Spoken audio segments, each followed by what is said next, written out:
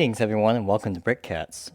Today I'm reviewing Rubblemaker's MIDI-Scale Plus Nebulon-B frigate, a revision of a model that was one of my first reviews and still one of my favorites. As always, please consider leaving a like, subscribing to the channel, leaving a comment, or supporting what I do in any other way you see fit. I greatly appreciate it. The Nebulon-B served in a number of different roles in the Alliance, making appearances in the Rebels and original trilogy era from the Battle of Avalon, all the way up to the Battle of Endor and beyond. With no substitutions, Bricklink's algorithm was giving me 7 stores and $300 without shipping and tax, or about $370 with shipping and tax. In my reviews, I offer my opinions on aesthetics and model features, parts issues you might want to look out for, the build experience, the model's integrity, and I close out with my overall impression and pricing information in the conclusion. If you're watching this review, I assume you bought the instructions or are interested in buying them. I also assume a basic level of familiarity with Bricklink's ordering system and LEGO nomenclature. I only use genuine LEGO bricks and I always purchase the instructions. I create these reviews for my own personal enjoyment and in the hopes that my advice will make your experience more enjoyable and or less expensive.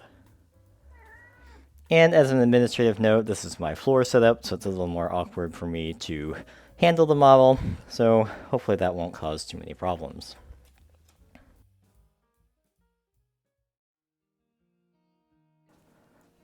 Rubblemaker's Nebulon-B is one of the largest physical models in terms of the footprint that I've built, measuring about 32 inches long, 15 inches high, and 7 inches wide at its widest point towards the back. The Nebulon-B is of course famous for its odd shape and its 2 sections separated by a thin spine, or some people call it the neck, right down the middle.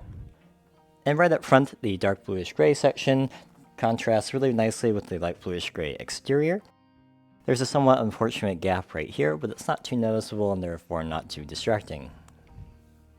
Going down the front section, the various modules representing the sensor units, a large cat, the sensor units, the bridge, the main crew quarters, and the sensor arrays are recreated very nicely with various methods of approximating modular shapes.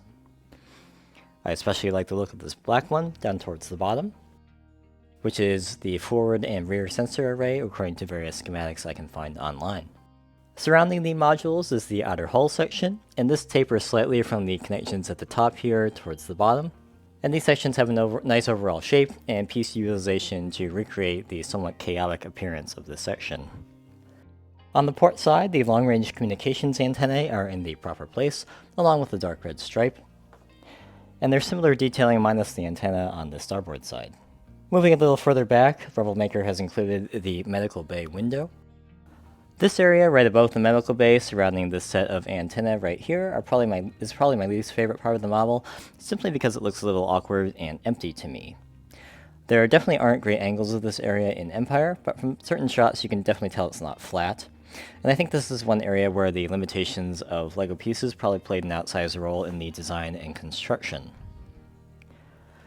Maybe to get this larger section right here, that necessitated some sacrifices as far as covering up the section.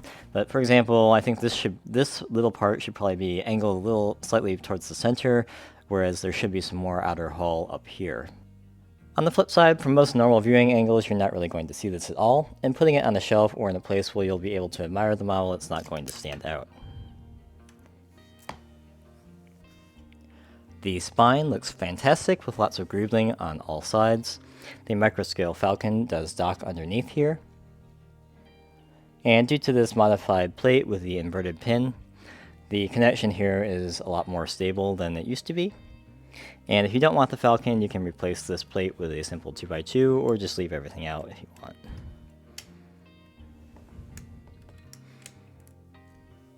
And this is definitely not improvised because I definitely didn't forget to cover the microscale falcon. This falcon is okay. It's not my favorite microscale falcon. I think there could be a little better shaping. But this is definitely not why you're building this model, so I'm not too worried about it. And one thing I like about the inclusion of the falcon is that it gives a sense of scale to the Nebulon-B. When you put the falcon in its docking position, the docking connector goes right here, and you get a sense for how big the Nebulon-B is in universe. The transition to the rear section is very well done, and again, according to the various diagrams I can find online, this is the main engineering area of the ship. And I really like how all of these chaotic plates and edges stick out and how it looks here, and the designer did a really excellent job with these details while still keeping the build relatively simple. The exterior of the rear section is built with two sub-assemblies, one on either side, here and over here. And they wrap around the central section with just the smallest of gaps. It's pretty well covered up on the front of the ship, or towards the bow of the ship, and I'll show you again on the back. The deflector shield tower is built out on top, and there's more greebling in this section here. Really interesting use of this large figure armor plate here, which is a pretty interesting shape. And finally at the rear, the engines are very accurately placed with the top row in close pairs, and then the triangle shape down here. And there are lots more interesting greebling and plates sticking out in this layered area between the engines. The bottom engine could have used a slightly different construction, I think, as the body of the engine is clearly visible in Empire, and this is just a dish right here. And I think there's definitely an attempt. I can show you. Probably pretty hard to see, but there is a slope piece right here that kind of gives the impression of the engine, but I think this really should just be kind of like a big cylinder of some kind. And again, sorry the angle is a little awkward here, but just wanted to show you that I think the bottom of the hull is a little bit more triangular than represented here, and these vertical sections that are on either side of the stand support should really just continue the angle down. Well, so this is triangular. And I'm sure this is due to having to make room for the stand connection. There does seem to be enough room here though, and the bottom of the rear section is open, unless I built it wrong. Again, this is not an area you're likely to see at most display angles, but I think this probably could have been designed to enclose the standard Technic lift arms a little bit better than it is right now. I'll throw a picture of it. It's a little hard for me to tilt this over right now, but I'll show you the picture at the bottom here and how it's a little bit open. And now that my sheet is covered in cat hair, the stand is integrated into the model. The frame of the ship is essentially a big Technic rectangle, and it's specified in all black, the parts that are visible at least, and it's nicely smoothed out on the top and rounded off with these slopes right here. If you wanted to, you could cover up the Technic holes on the bottom of the stand with a few additional half pins and black tiles. One thing I noted during the construction of this model that perhaps someone knows better than I do is that most major sections are largely mirrored more or less exactly. For example, each side of the rear section, the spine, and the main hull plate are just copies on opposite sides. And I'm not sure that would necessarily be the case in the Star Wars universe. It seems especially with ships in the Rebel fleet, there's likely to be a lot more asymmetry in their construction and appearance. And there's certainly insufficient evidence for this in the OT, but I can't recall seeing more than one side with the Nebulon-B in sufficient detail to confirm or deny that they're symmetrical. In any case, there are things you can do to change this if you really want to. For example, on the spine, plate popping off here, on the spine you can just remove this, or these subsections, and turn them around to give it a little bit of a different look on both sides. That's pretty easy. Or you could rearrange some of the details on the larger sections of the hull or on the front hull section down here. But after all, you never actually get to see both sides at once, so I'm definitely curious to hear what you all think. Would a Rebel Nebulon-B look more or less the same on both sides, or would it be different? Let me know in the comments. The last detail on the ship are the static discharge vanes on either side of the rear section. These are very nicely shaped and fit perfectly fine. They are slightly adjustable if you want to put this at a slightly different angle. This is a fantastic looking model, and I'm really glad Rubblemaker revisited it, as I thought the original looked great too. You can see how much larger and more complex the revision is before I put the original version's pieces back into my spares bin. Really looking forward to recovering some of these, by the way. And while the model is large, it's really manageable in scale. It's fun to look at, and it's got great color highlights that make it stand out a little bit from your normal gray and black or kind of monotone color palette.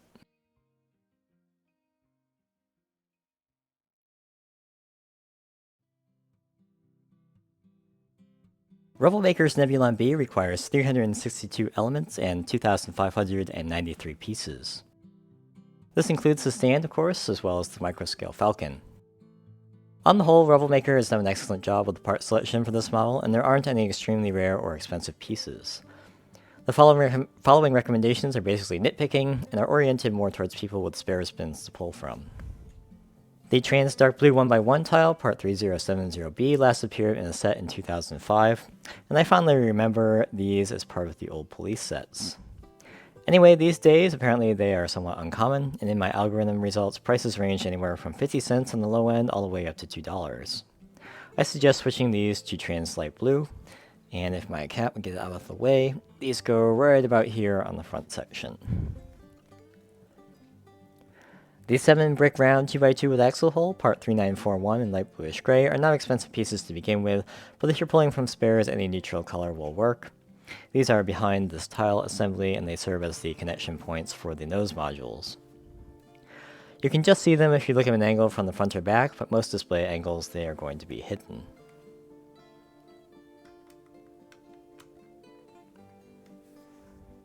Eight out of the 10 1x16 Technic bricks in dark bluish gray, part 3073, are almost completely hidden in the spine of the ship.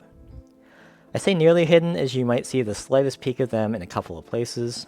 If the plates that surround them don't quite match up, in the back corner right by this modified plate right here, and in the front under the groove of this cheese slope right about there. Any neutral color is definitely pretty safe here, but if cost is an issue and you've got the bricks already, then any color is reasonably safe. And these Technic bricks, the big ones tend to go for about 60 cents on Bricklink for the off colors. I have seen light bluish gray, dark bluish gray, and black go up to like $1.25, especially if they're new, but on Pick-a-Brick I believe they're 81 cents. The 4 brick modified 2x2 with pin and axle hole, part 6232 in dark bluish gray. These are hidden inside the front base in steps 45 and 51 and can be any color. The parts list calls for 2 antenna small bases, part 4592 in light bluish gray, which go right here on the front hull assembly. This is much more common in the assembly with the lever included, part 4592C02, so I recommend buying the assembly and removing the levers. So, Rubblemaker did do a great job, like I said, sticking with common elements, but the physical size of some of the pieces along with the quantity of others means you'll definitely realize some efficiency using Pick-a-Brick. The following list contains some elements that are likely to be cheaper directly from LEGO on a per-piece basis, or when purchased in the required quantities are likely to be cheaper than Bricklink. Pick-a-Brick orders over $35 ship for free, and the handling fees on bestseller and standard elements are waived if you spend over $14 in each category.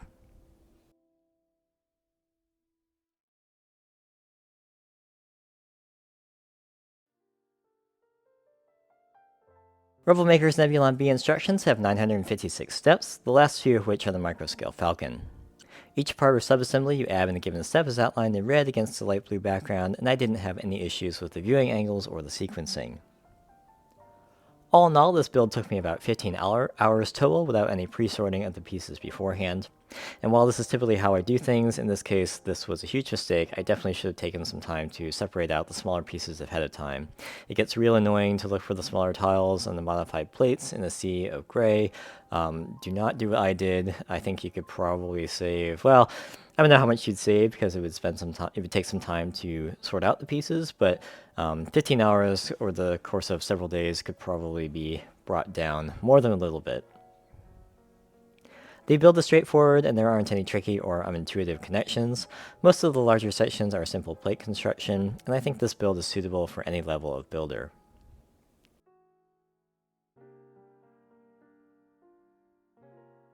Since this is primarily a display model, you're not really going to be swooshing this around at all, but the stand is sturdy enough and you can grab it by the spine to move it. The spine is significantly longer than the original version, so while it's fine to grab, you'll definitely notice some flexing in the model, especially towards the nose, where the connection point, or, well, where the corners of the big Technic square are, and where the main structural components meet. When I moved this around, I found that the plates on the neck can come loose. This one in particular tends to pop up and stick at an angle like that, but these are all very easy to put back in place. You do need a fair bit of available length on your display surface to accommodate the model. The bottom section is not particularly strong, so you can't have this like hanging off an edge. Like if the edge of the table was right here, you wouldn't want to have the front hanging off, because you'll definitely notice some bending. You can see this is a little bit loose, and again, that's just because this is so long. And other than the obvious, there aren't too many delicate pieces that are going to fall off. The Falcon connection, the actual connection to the Falcon itself, is a Technic connector, and so you're more likely to have the entire plate come off because these are hollow studs. But again, not very difficult to put back in place. The docking tube itself is significantly thicker than I think it should be, and this is definitely an acceptable trade-off for me. The old one would fall off all the time, and since I had this up high, it was a huge pain to dig behind my bookcase to find the Falcon, or the pieces of the Falcon, and then put it back up there.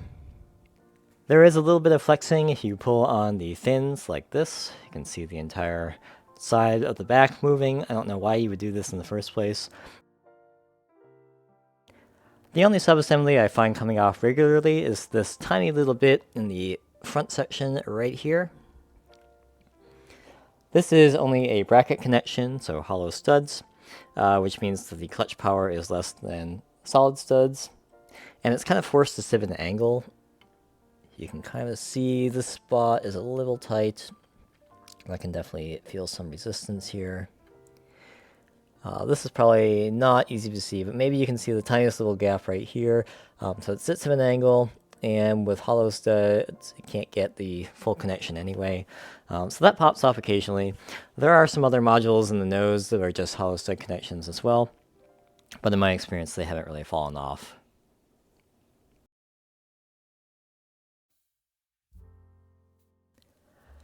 The Nebulon-B remains one of my favorite ships in Star Wars. It's the first indication you get in the original trilogy that the Alliance has something bigger than the Starfighters, and that they might have a chance against the Empire. Its odd shape is so disconnected from what we're used to that it's instantly recognizable. As I said in the introduction, without substitutions, Bricklink gave me 7 stores and $300 without shipping and tax, or about $370 with shipping and tax.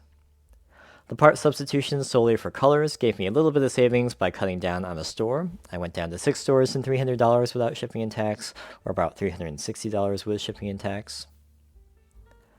Buying the elements I recommend from Pick-a-Brick and the rest from Bricklink, I got a Pick-a-Brick total of $69. The remainder from Bricklink would run me 3 stores and $210 without shipping and tax, or about $243 with shipping and tax. The total was therefore $312, or about $58 less than if I had not used Pick-a-Brick. And then buying as much as possible from Pick-a-Brick, note that I had to split the parts list into 3 wanted lists to stay under the Pick-a-Brick limits, and each wanted list had about 120 elements. The Pick-a-Brick total was $295, that was free shipping and does include tax, while the Bricklink total was 2 stores and $3 without shipping and tax, or about $15 with shipping and tax. The grand total was therefore $310, or about $60 less than the original. Instructions for this model cost 12 British pounds and they're available on Rebrickable. There will be a link in the description below. This is about $15 in mid-May 2023. Thanks as always for watching my review of Rubblemaker's Nebulon-B. If you built the model, you have something to share that I left out, or have a question about something I didn't cover, please let me know in the comments.